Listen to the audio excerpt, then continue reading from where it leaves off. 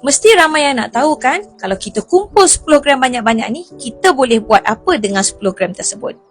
Sebelum itu, inilah dia rupa paras 10 gram public gold. 10 gram ni, kalau kita simpan 8 keping, boleh kahwin tanpa hutang. Bagi yang nak beli rumah, boleh kumpul sehingga 11 gram untuk buat bayaran deposit rumah.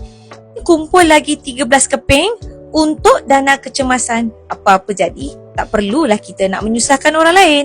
Buat ibu ayah yang mencari cara terbaik untuk adakan dana pendidikan anak, boleh simpan 15 keping 10 gram ini. Jadi, anak dah besar nanti, boleh sambung belajar tanpa hutang. Bagi yang merancang untuk bersara selesa, tak perlu dah nak cari kerja, maka simpan 65 keping.